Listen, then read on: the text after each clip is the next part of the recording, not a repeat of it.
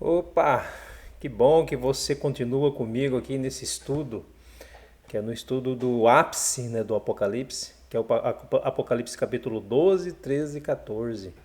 E você está comigo, está nesse momento, sinal que você está compreendendo todo o Apocalipse e está querendo saber mais, né? Existem muitas pessoas que não entendem o Apocalipse ou entendem de maneira errada, porque não lê toda a Bíblia. E eles vão baseado em fatos que não tem nada a ver com a palavra de Deus, de homens que inventaram coisas, né, para fazer isso. Mas aqui nós estamos estudando de acordo como é na palavra de Deus, como está escrito, né?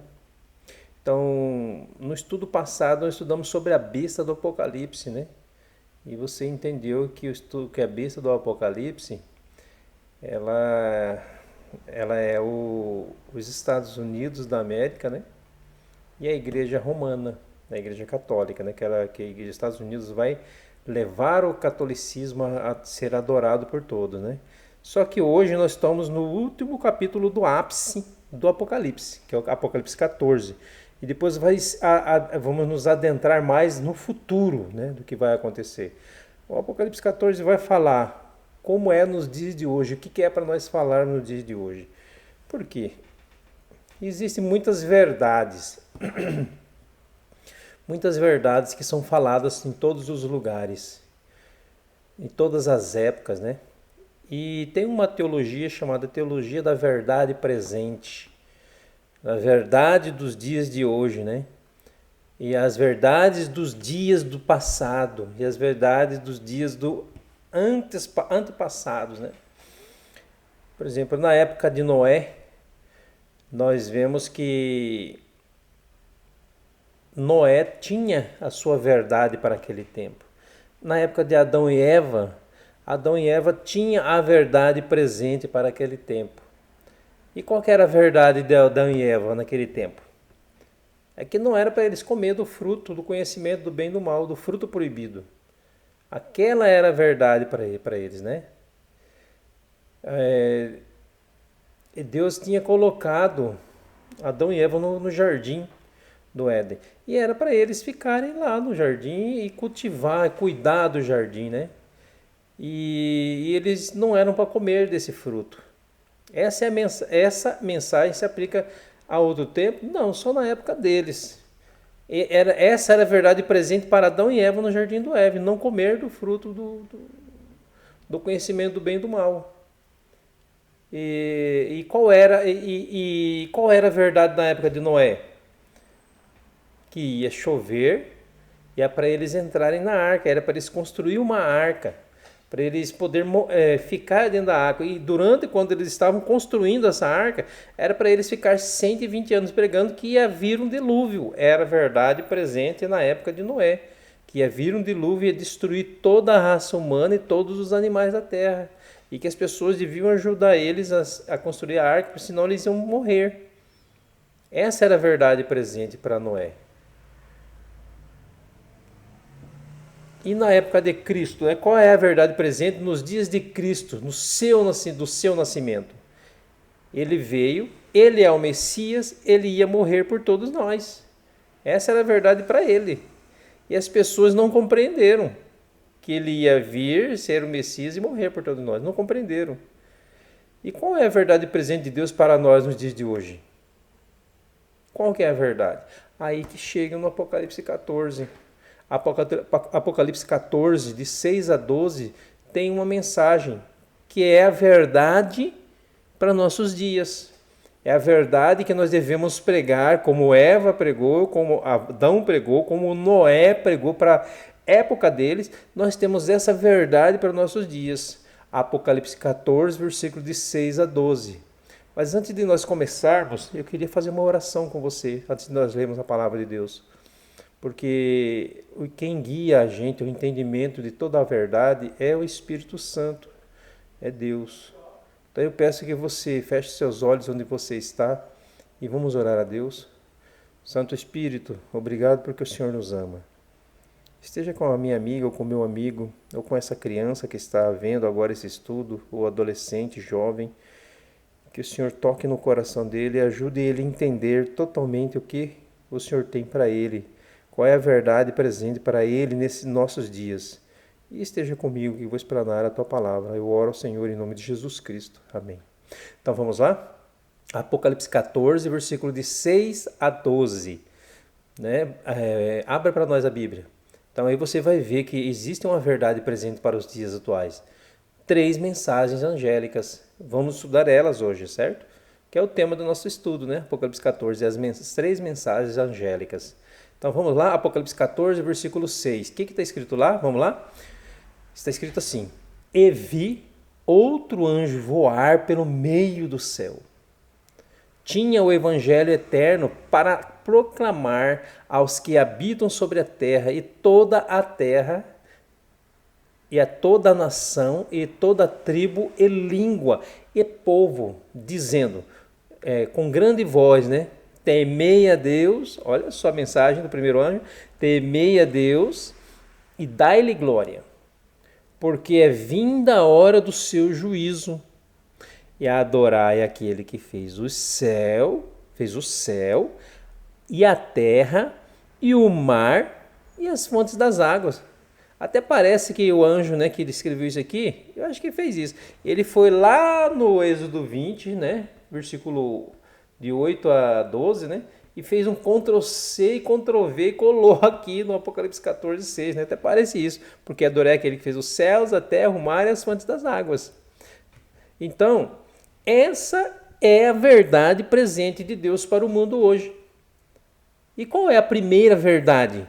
Temer a Deus e dar-lhe glória, pois é vinda a hora do seu juízo. Opa, o juízo já começou. Esta é a mensagem do primeiro anjo. Quando é que o juízo começou? Aí nós temos que olhar para aquela profecia que nós descobrimos em Daniel sobre a purificação do santuário. E lá no antigo Israel, no dia da purificação do santuário, era o dia de juízo para aquele povo. Certo? Qual era o mês de expiação em Israel? Era o 10º dia do 7º mês. É o 10º dia do mês Tishir, que é o 7º mês, né? Esse mês é importantíssimo, o 7º mês. Então grave isso aí, tá bom? Eu vou explicar para você por que é no 10º dia do 7º mês, né, entrava em cena lá em Israel o sumo sacerdote. Todos os dias o sacerdote quem atuava e os animais morriam. Os animais morriam por causa dos pecadores. E a cada pecador, quando pecava no Antigo Testamento, trazia um animal. Para cada pecado tinha um tipo de animal. Você lembra? Tinha pecados que levava-se um cordeiro e que era o mais comum. E tinha pecados que se levavam rolinhas, pombinhas. Tinha pecados que se levavam pombas, né? Tinha pecados que se levavam cabras ou cabritos. Tinha pecado que se levavam touros. Então, a depender do pecado, era um animal. Quanto maior o sentimento de culpa, um animal maior. Então, a lei determinava qual era o animal para cada pecado. O pecador chegava com esse animal no santuário, colocava a mão na cabeça do animal, na presença do sacerdote, e confessava o seu pecado no ouvido do animal. E depois ele tinha que pegar aquela faca, o cutelo, né, que estava na mão do sacerdote, e o próprio pecador, matava o animal, ele degolava, cortava a garganta do animal. Ele tinha que fazer isso. Não era o sumo sacerdote, não era o sacerdote, era o pecador que tinha que matar o cordeiro. Era ele que cortava. E quando ele cortava o pescoço do animal e o animal estava se contorcendo as dores da morte, o pecador via nesse animal um símbolo do Messias. Então, era ensinado o evangelho através dos símbolos do Antigo Testamento. Você pecou, você merece morrer. Agora alguém morre no seu lugar. Para que o quê? Para que você vivesse. Era assim que era no Antigo Testamento. Por símbolo. E todo animal que era morto no santuário apontava para quem? Para Jesus Cristo. Como disse João Batista em 1 João 1,29, eis o Cordeiro de Deus que tira o pecado do mundo. Quando chegava no 10º dia do mês Tishir, do 7º mês, que era o dia da expiação, entrava em cena o sacerdote. Não, entrava em cena o sumo sacerdote. Ele, sendo também um pecador, precisava também de uma oferta para si. Sim, e quando ele acordava, nesse dia, a primeira coisa que ele fazia era tomar um bom banho e depois oferecer o animal em benefício dos seus pecados.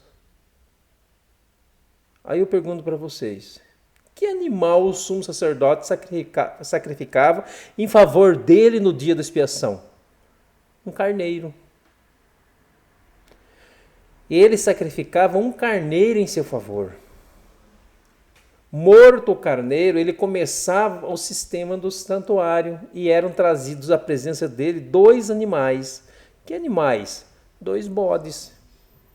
E ele lançava sorte entre os dois bodes. Um bode representaria o Senhor, Jesus Cristo. E o outro bode era Azazel, representava Satanás.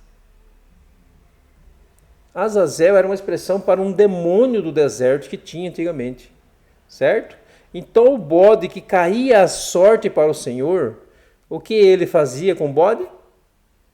Que representava Jesus, ele matava em prol dos seus pecados. Porque sem derramamento de sangue não há o quê? Remissão de pecados.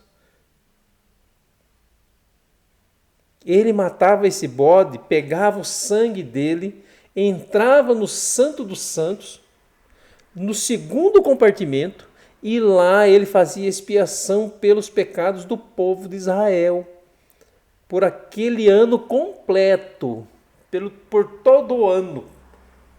Para vocês terem uma ideia como que era.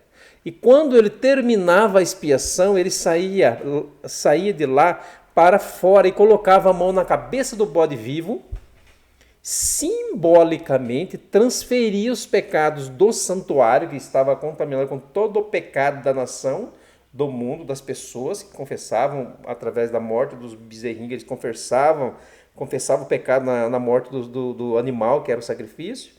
Depois eles cortavam a garganta e matavam o bichinho. Então aí o santuário ficava contaminado com o pecado dele, que ia para o santuário. Então ele pegava aqueles pecados e simbolicamente e trazia e transferia para esse bode que estava vivo. Depois esse bode era solto por um homem. O homem levava ele e era solto no deserto. Esse bode morria de fome para lá. Esse bode representava quem? Satanás. Aí alguns acusam a teologia adventista e dizem assim: vocês ensinam que de certa maneira o diabo expia pecados. Não, nós não ensinamos isso. E a prova disso é que nós temos que ler a Bíblia. E você, quando vai lá em Levíticos 16, versículo 20, lá diz assim: terminada a expiação, fará chegar o bode vivo. Quando é que o bode vivo entrava em cena? Terminada a expiação. Então terminou a expiação. Aí que ia até o bode vivo. Então não tem isso que a gente ensina isso, certo? O que a gente ensina é o que eu falei para vocês, que terminada a expiação, aí era transferido para o bode vivo todos os pecados. Ele não tem parte na expiação. A expiação foi feita pelo sangue do bode que morreu, e terminada a expiação, agora entra o bode vivo. Para quê? Para simplesmente levar sobre ele a culpa dos pecados que ele mesmo levou a outros a cometer. E ele vai para o deserto, lá no deserto ele morre. Se o sumo sacerdote saísse do santuário vivo, é porque Deus havia perdoado o povo. E ali eles começavam uma festa. E durava quantos dias? 7 dias. A festa dos tabernáculos, 7 dias durava essa festa. Isso é bom, né? 7 dias de festa, porque eles estavam felizes. Estavam felizes. certo? Aí nós vimos essa semana, quando o Cordeiro abrir o 7º selo, e haverá silêncio no céu por quanto tempo? Cerca de meia hora, no estudo anterior, né? Cerca de meia hora. Em profecia, quanto tempo literal é isso? É uma semana. Sabe que semana é esta? É a festa dos tabernáculos. Sim, uma semana, 7 dias, meia hora profética. Terminou o dia da expiação, 7 dias de festas. Terminaram o juízo, Cristo voltara, 7 dias de festas. Você percebe, todas as festas de Israel cumpriam-se em Jesus Cristo. E ele é o Cordeiro de Deus. Agora, se lá em Israel havia um dia do juízo, para nós também haverá. E o que simboliza o dia do juízo para Israel? Simboliza o início do ministério de Cristo. Na onde? No Santo dos Santos, no Santíssimo do Santuário, onde o sumo sacerdote atua. E Guilherme Miller entendeu pela profecia de Daniel 8,14 e 9, de 24 a 27, que essa data começou em 457. O que aconteceu no ano 457? O decreto de Artaxerxes para restaurar e edificar Jerusalém. E ela vai durar até 22 de outubro de 1844. Então, em 457 a.C. começou, está em profecia. Nós vamos comentar mais sobre isso. E em 22 de outubro de 1844, começa-se, Jesus sai do santo lugar e vai para o santo dos santos, para o Santíssimo, e começa ele a agir como sumo sacerdote. Agora, já no mês de outubro, do dia 22 de outubro, nós iremos comemorar 181 anos de ministério de Jesus no Santíssimo Santuário. Na verdade, agora vão ser 182, né? O que Jesus está fazendo lá nesse exato momento? Julgando. Julgando quem? Nós. Começou no dia 22 de outubro. E quando ele termina esse juízo, ele voltará à terra. Então, essa é a mensagem que nós temos para apresentar. O juízo já começou, que é a mensagem presente para nós. Teologia dos dias presentes, da mensagem presente para nós, certo? E o juízo começa pela casa de quem? Pela casa de Deus. E começa pelos mortos. Se começa pela casa de Deus e pelos mortos, qual foi o primeiro nome que entrou na lista?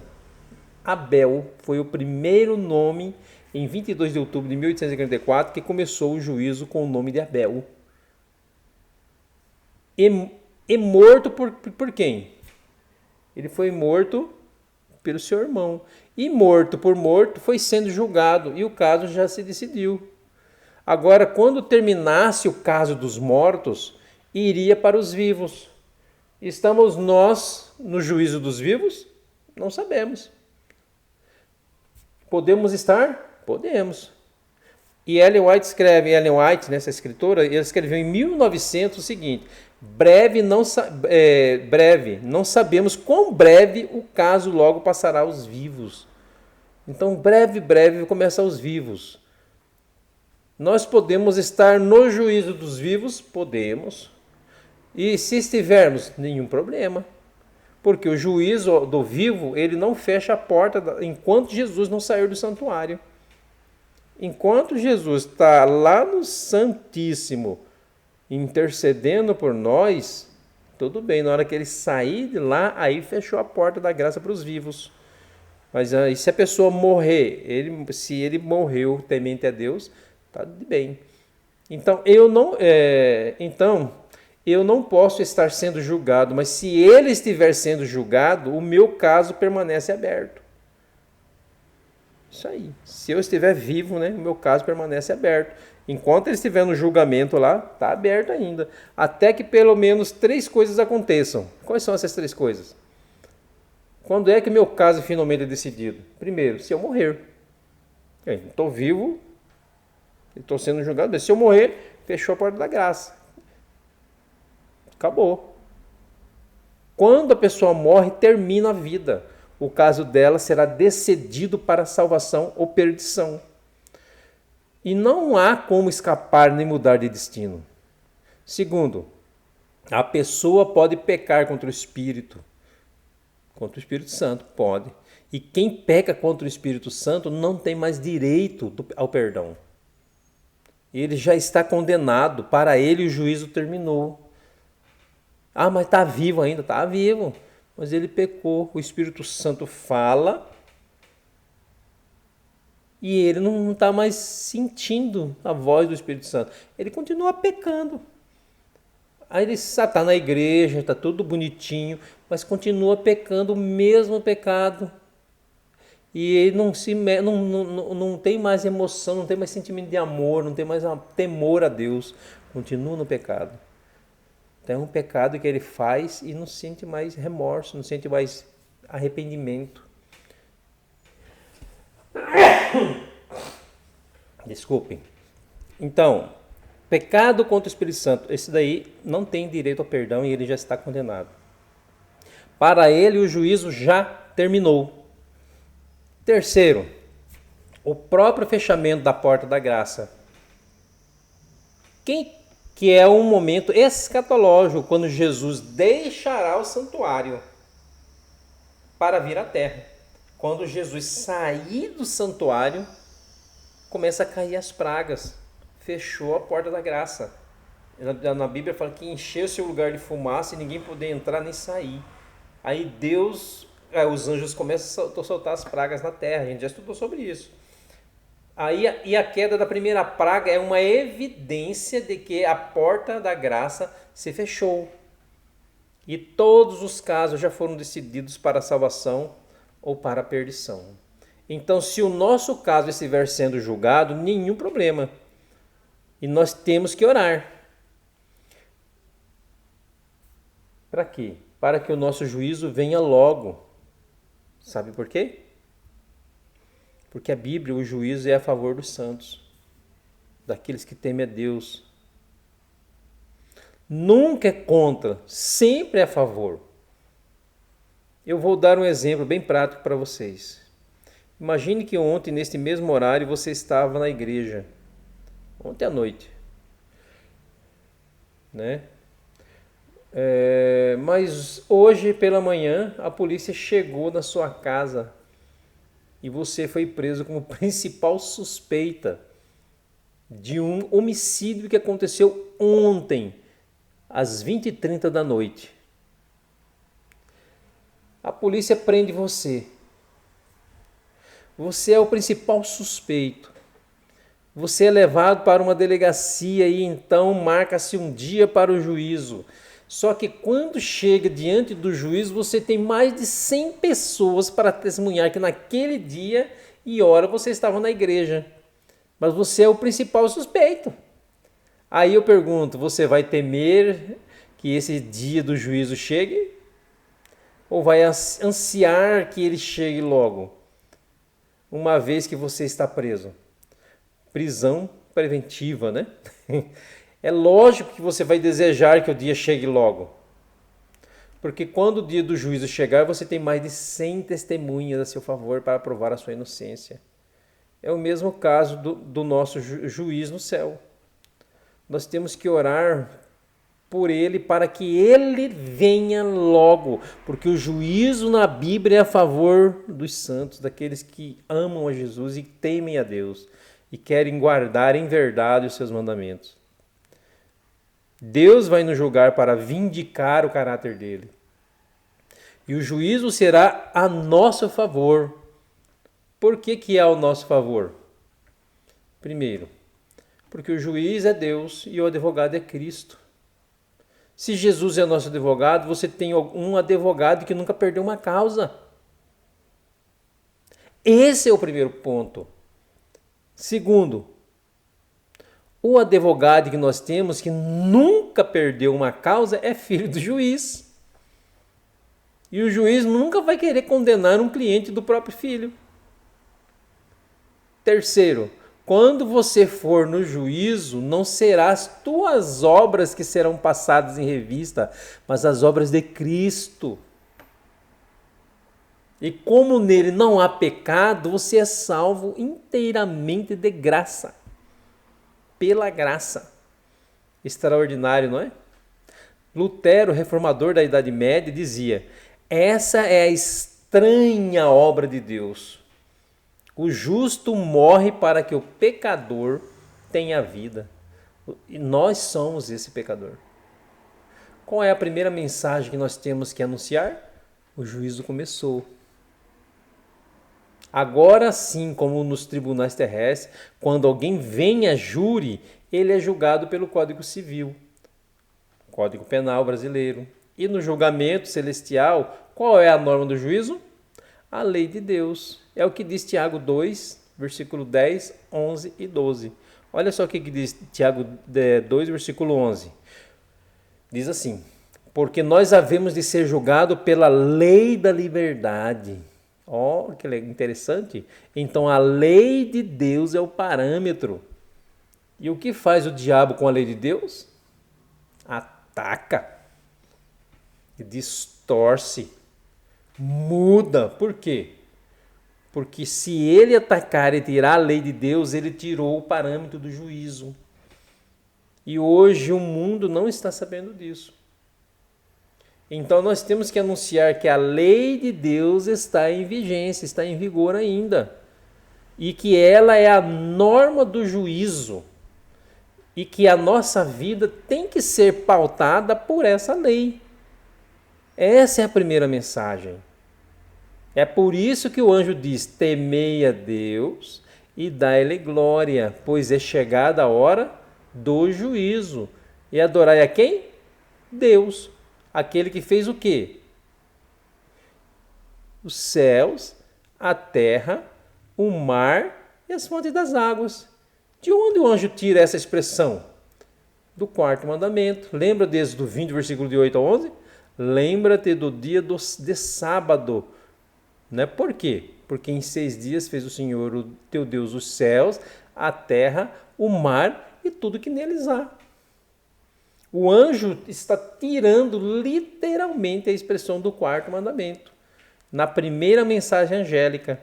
Então, qual é a primeira mensagem de Deus para o tempo presente?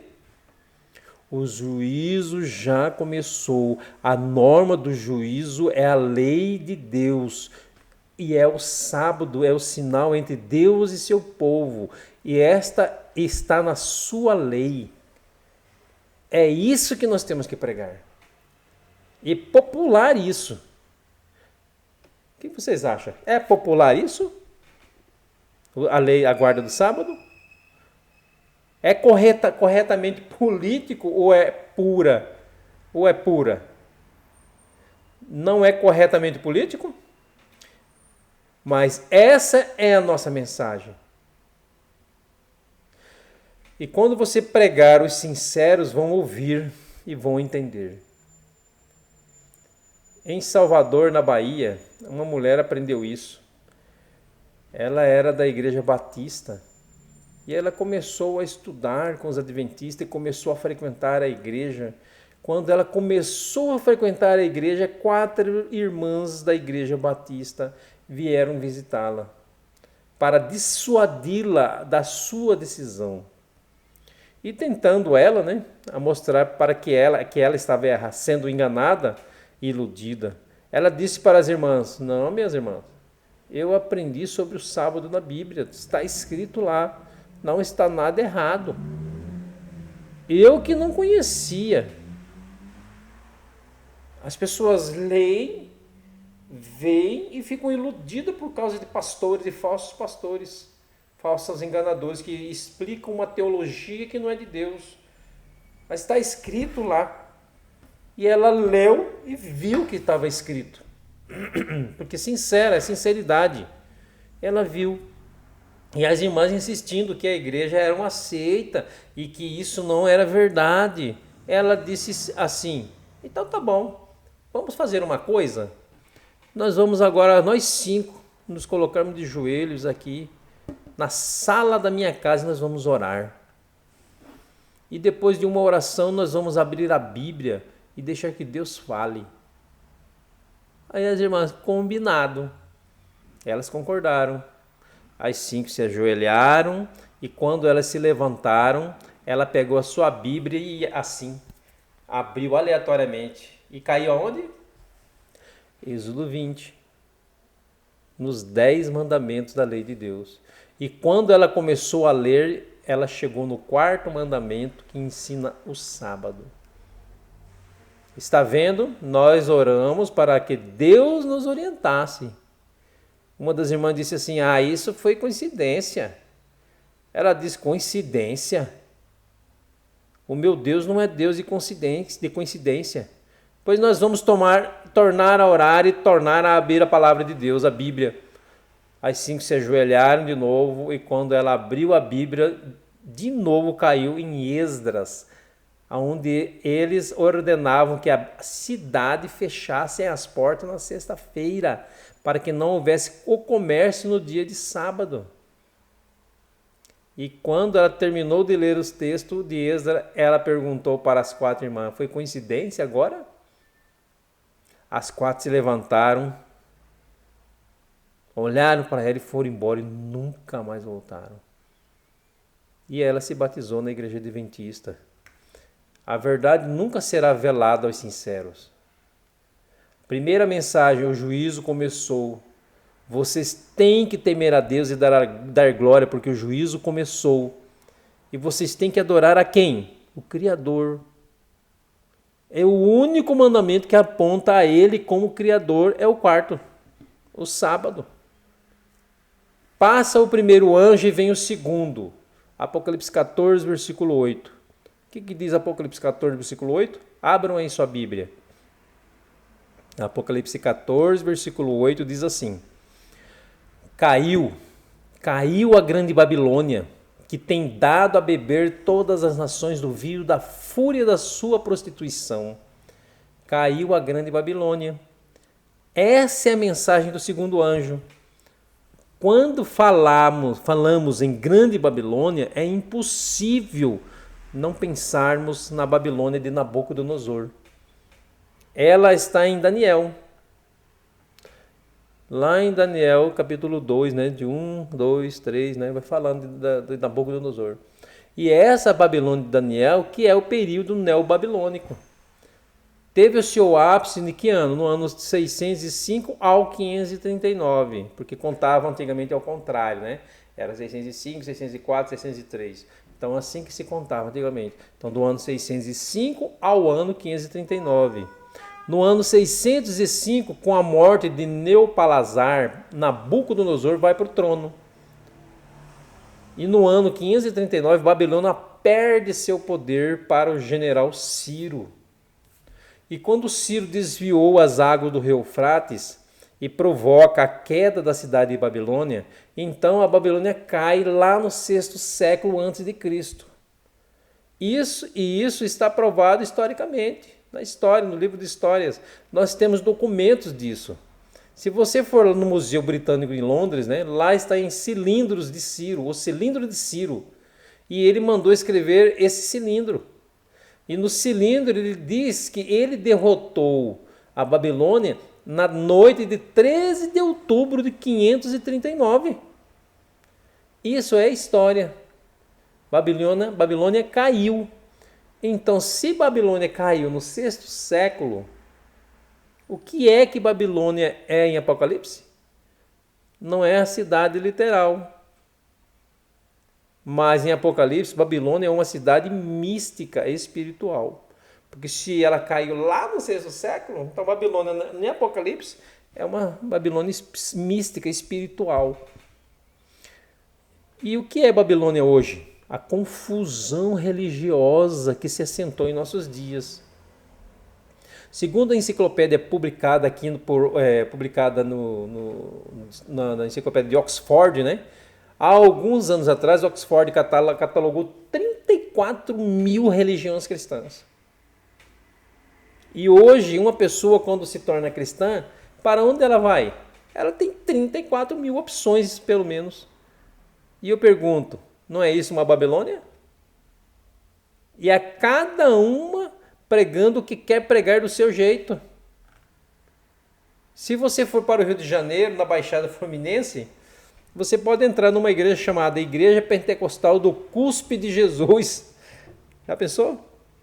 Lembra que um dia Jesus cuspiu no chão? Fez lodo e curou um cego? Alguém leu esse verso e abriu a Bíblia, e depois chegou e abriu uma igreja com esse nome. Começou a pregar. Já pensou?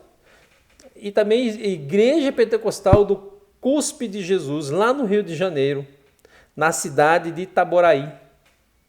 Você pode visitar a Igreja de Jesus do Cara de Leão. Em Brasília, a Igreja Quadrangular do Triângulo Redondo. Entendeu a figura geométrica? Isso é uma igreja.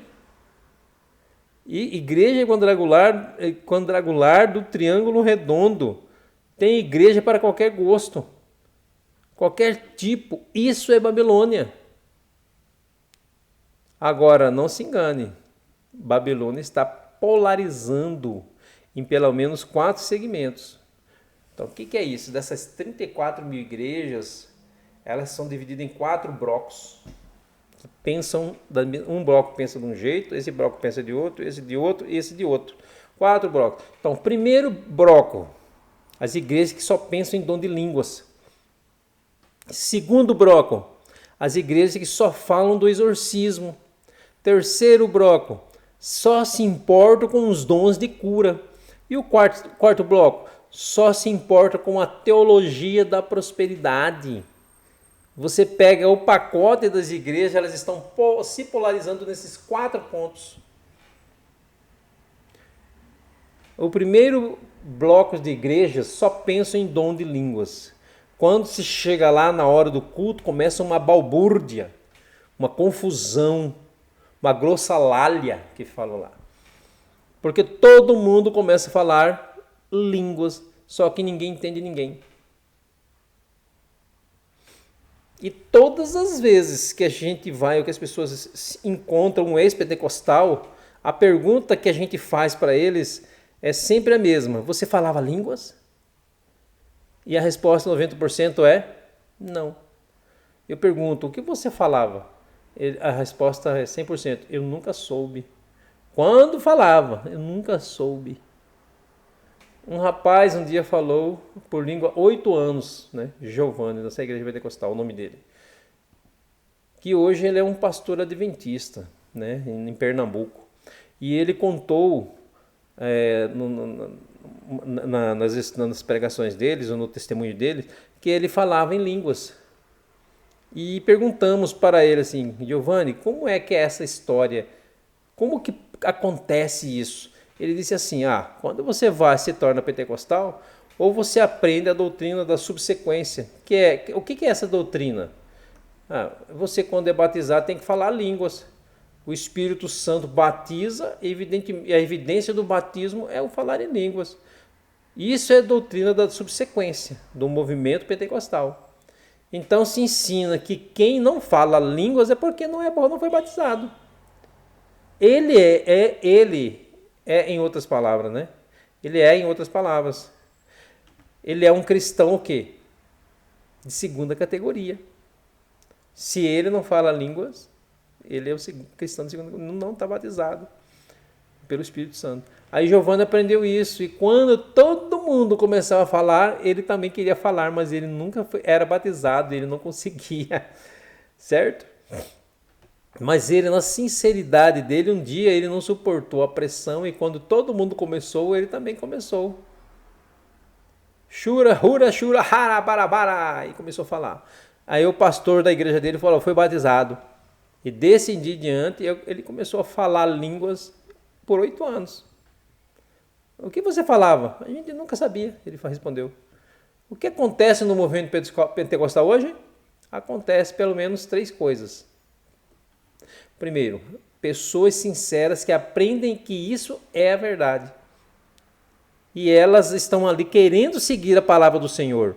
Elas estão buscando a Deus de todo o coração e nesse momento elas chegam a um estágio psicológico, onde elas próprias começam a falar no desejo de estarem cumprindo a vontade de Deus. Segunda situação, pessoas que falsificam o dom, fingem que falam para ter uma certa autoridade na igreja, status, cargo na igreja. Muitas vezes pastores, eles falsificam o dom, eles inventam qualquer fala para se dizerem batizados, para poder liderar suas congregações. Terceiro caso, possessão demoníaca. Então você vai encontrar dentro do pentecostalismo essas três situações. Se você for para Atos 2, você resolve o problema com um único capítulo. Não tenho tempo para discorrer muito sobre isso aí. Vou dizer só três coisas sobre o verdadeiro dom de línguas. Primeiro, o verdadeiro dom de línguas é a capacidade que Deus dá a alguém para falar uma língua com a qual ele nunca teve contato. Suponhamos que estivesse presente aqui um russo, aqui a gente conversando, fosse um videocast, né? Estivesse conversando aqui. E Deus quisesse, com a minha pregação, alcançar ele.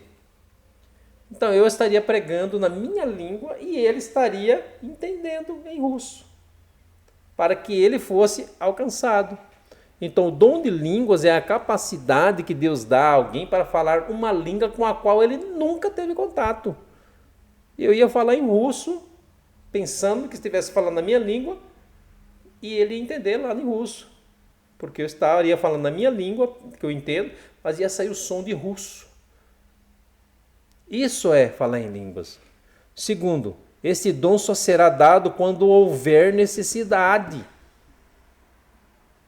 E se você for para Atos 2, no dia do Pentecostes, havia ali em Jerusalém 16 nações da terra que estavam ali. Em Atos 2 lista Pátmos, Partos, né? Os medos, elamitas, naturais da Capadócia, Ponto da Ásia, né? Ponto, Ásia, Frígia, Panfilha, 16 nações que não falavam o grego e o aramaico falado pelos discípulos. E quando o Espírito Santo veio sobre eles, eles pregaram nas línguas daquele povo. Por isso eles disseram, não são galileus o que aí estão falando? Como que cada um de nós entende na sua própria língua materna? E aí? O terceiro, do Pentecostais, né? Argumento falar línguas e você falar uma língua com a qual você nunca teve contato e ela é materna em alguma nação. Entenderam? Então, você tem que falar uma língua a qual você nunca teve contato e ela tem que ser uma língua materna de alguma nação. Se a língua falada no pentecostalismo, né, não é materna de nenhuma nação, é porque não é autêntico dom de Deus. Na Igreja Adventista existe pelo menos 6 relatos que eu conheço do dom de línguas. Em dias atuais isso acontece, Deus permite que isso aconteça com o propósito de evangelizar, se for necessário. Segundo bloco de igreja, falamos daquele que só pensa em dom de línguas, agora no segundo bloco de igreja, que só falam em exorcismo. Só em exorcismo. Agora eu não sei como é que eles fazem, sabe por quê? Porque, por exemplo, na TV tudo tem hora para começar e para terminar. Aí outro dia, né, em uma programação de religião, veio lá uma mulher endemoniada. Aí o pastor começou a entrevistá-la. Depois foi percebido que ela estava já maquiada e com o microfone na lapela. Né? Tava com o microfone. Fiquei pensando, como é que eles fazem o demônio chegar na hora, uma hora antes, senta na cadeira, maquiá-la, né? E põe o microfone, agora é sua vez. Como é que eles fazem isso, né? Para naquela hora o demônio está ali para ser entrevistado. Como que eles fazem, né? Então, certa vez uma mulher, ela disse assim, vocês adventistas, vocês não têm poder, vocês não expulsam demônios. Foi dito, poder não tem a tua igreja, todo dia tem demônio nela, todo dia tem. Cadê o poder da sua igreja? Expulsa o diabo na segunda, na terça de volta, expulsa na terça, na quarta, até estar de volta. Todo culto tem demônio. Cadê o poder da sua igreja? O diabo pode querer se manifestar em nossa igreja em algum momento. Claro que pode. Mas quando ele tentar se manifestar, o que a igreja vai fazer? Nós vamos orar. E quando a igreja orar, o que ele vai fazer? Prisca. Ele vai fugir dali, que ele não aguenta a presença de Deus, dos anjos de Deus. E por que ele vai ser expulso? Por quê? Porque aqui, na igreja de Deus, não é lugar dele.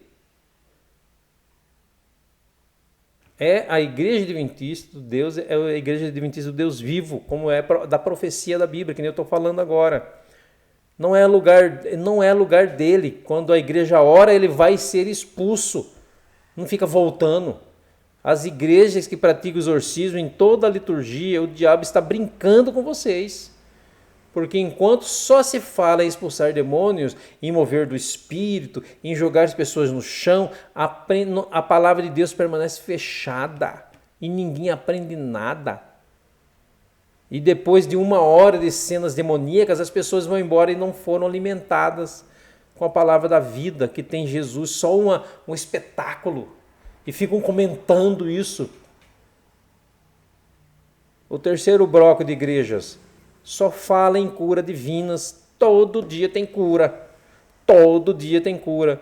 Outro dia, um desses programas, um desses pregadores, ele disse assim: eu vou orar e Deus vai curar. Ele orou, quando voltou da oração, ele disse: Deus me falou que uma mulher foi curada, agora de problema de coluna.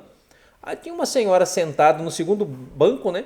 Ela disse: pastor, fui eu. Ela se levantou e falou: fui eu. Aí o missionário disse: não foi você não. Não foi você que não. Não foi a senhora não. Uma outra pessoa levantou, o missionário: fui eu. Não foi a senhora não. Aí uma terceira lá atrás, né? Missionário. Aí a senhora foi, é a senhora que foi curada. É a senhora que foi curada. Se houvesse cura divina nessas igrejas, você acha que haveria filas nos hospitais? Não haveriam filas nas portas das igrejas, não haveriam filas nas portas das igrejas, como tem. E você se lembra muito bem daquele episódio do Maracanã, quando esse pregador, né, o Edir Macedo, fez um culto em todo o Maracanã, lá no Maracanã. E ele, em algum momento, ele orou para que Deus curasse todo mundo por meio da cegueira, né, para que se voltasse a enxergar. E disse que todo mundo agora pegasse os óculos e jogasse fora, no cesto, no saco que tinha lá.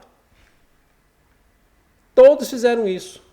E uma repórter que estava por ali perguntou depois para o Edir Macedo: o senhor orou pela cura deles hoje? E deixa eu fazer só uma pergunta: por que o senhor não jogou seus óculos fora? Ele disse assim: porque a cura não era para mim, era só para eles. Enquanto o povo se ilude nessas questões de cura, a Bíblia continua fechada. Ninguém aprende. Tem que ler a Bíblia. Quarto bloco de igrejas: só pregam a teologia da prosperidade. Ou seja, você dá tudo que você tem para Deus e você vai enriquecer. Eu não sei que matemática é essa. Mas as pessoas estão dando o que têm, estão indo para a miséria, e os donos dessas igrejas estão cada vez mais milionários. Só contra uma dessas igrejas, lá na cidade do Rio de Janeiro, há 5 anos atrás, tinham mais de 3.000 processos contra essa igreja. Membros dessa igreja, por apropriação em débito, fizeram essa ação contra essas igrejas. Pessoas que entregaram casas, carros e depois se arrependeram. Está tudo na justiça. Essa teologia da prosperidade cresce cada vez mais e as pessoas são ensinadas que uma vez que você se entrega a Jesus, você vai prosperar, você vai enriquecer e tudo vai bem. Não é isso que Cristo ensinou. Jesus disse que quer vir após mim, negue-se a si mesmo. Toma a sua cruz e siga-me. As aves dos céus têm os seus ninhos, as raposas têm os seus covis, mas o filho do homem não tem o quê? Aonde reclinar a cabeça. Jesus nunca prometeu riqueza para ninguém. Agora, se você for fiel a ele, você nunca vai faltar nada. Não terá necessidade de nada. E quanto mais fiel você for, mais Deus pode abençoar você. Agora lembre-se, tem um texto que eu e você deveríamos aprender muito cedo. Diz assim, quem escreveu isso foi Ellen Goldwyn, né? A pobreza para muitos é uma bênção. A pobreza para muitos é uma bênção. Porque se tivesse um pouquinho mais, iria direto para o inferno. Às vezes, do pouco que tem, já é infiel. Então, nós temos que ser fiéis a Deus no que temos. E se Ele, na sua onisciência, quiser nos confiar mais bens, Ele vai dar. Mas você é fiel. E quanto mais Ele der, continue sendo fiel. Administrando o que você tem para o Senhor. Continue sendo fiel. E assim a bênção não sairá da sua casa. A segunda mensagem é: caiu Babilônia. Ou seja, sai dessa confusão religiosa. E chegamos à última mensagem, que é do terceiro anjo. O terceiro anjo diz apenas uma mensagem. Haverá 2 sinais, o de Deus e o da besta. Ou você vai adorar a Deus, ou vai adorar a besta. Agora quem adora a besta e sua imagem finalmente será destruído. Essa é a mensagem do terceiro anjo.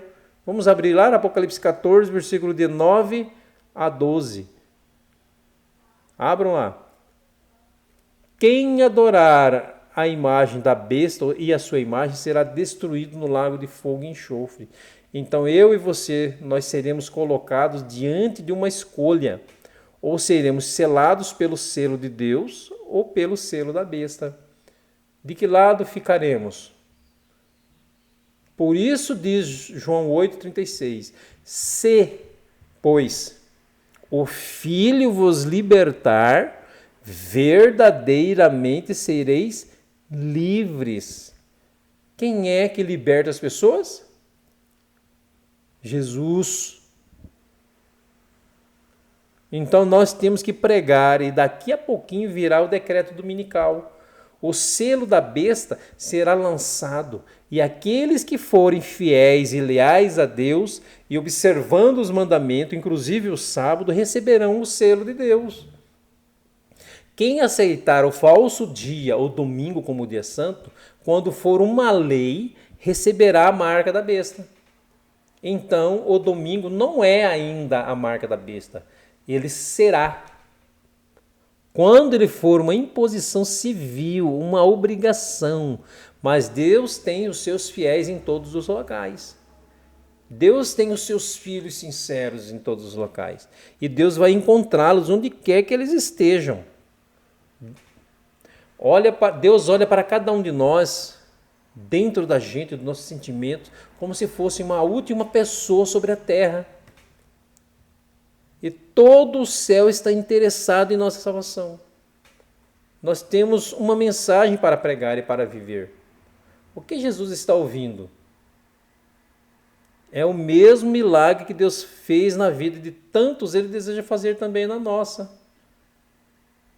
E se eu tão somente me submeter à vontade dEle, se eu entregar a minha vida, a minha vontade para que Ele me auxilie, Ele vai fazer isso.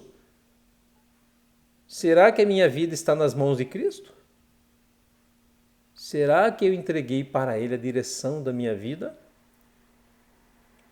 Será que eu estou assumindo o controle e fazendo as coisas do meu jeito?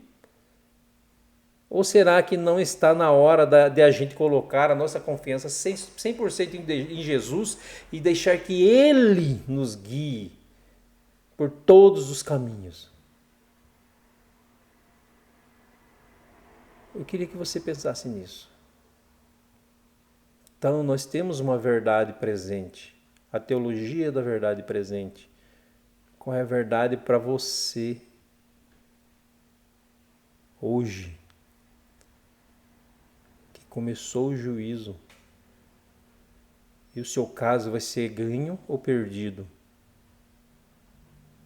Se entregue a Jesus, deixe Ele guiar a sua vida, seja verdadeiro, não fale mentira. Peça para Ele colocar a linguagem do amor na sua boca, na sua vida. Confie em Jesus. Eu quero orar com você. Vamos orar. Pai amado, obrigado porque o Senhor conhece o meu coração, o Senhor conhece a minha vida, o Senhor conhece o meu ser, o Senhor conhece tudo de mim e também desse amigo que está ouvindo junto comigo a palavra de Deus. Você conhece o coração dele, conhece o coração dessa amiga, dessa criança, de todos. O Senhor conhece o meu ser, conhece o ser dele, tudo, os sentimentos, as emoções. O Senhor sente cada um de nós. O Senhor está sentindo esse amigo, essa amiga. Pai amado, que ele possa se entregar totalmente ao Senhor e confiar no teu amor, no teu poder, e ajude ele a ver o teu poder na vida dele. Eu oro ao Senhor em nome de Jesus Cristo, ó Pai. Amém. Obrigado porque você esteve comigo até esse momento. Obrigado porque você está desde o começo assistindo esse vídeo, né? Que você está procurando saber mais da palavra de Deus. Então eu tenho orado muito por todos que estão assistindo esse vídeo e eu peço que você confie no amor de Jesus e acredite que Deus, Ele é. Deus, Ele não tem. Deus, Ele é a verdade. Ele é Espírito. Ele é a vida. Ele é amor. Então, quando você se relaciona com quem é, você fica cheio. Então, como eu sempre digo, né? Em João 4, versículo 24, diz assim: Deus é Espírito. Deus é Espírito. Então, se aproxime de Deus, se aproxime de Jesus. E Deus, ele vai habitar dentro de você e você vai ser cheio de Deus. Tá? Que Deus abençoe você e te guie ao conhecimento de toda a verdade. Obrigado, tá? Fica com Deus e até o próximo estudo, que é o estudo 15, né? Do Apocalipse 15. Fica com Deus.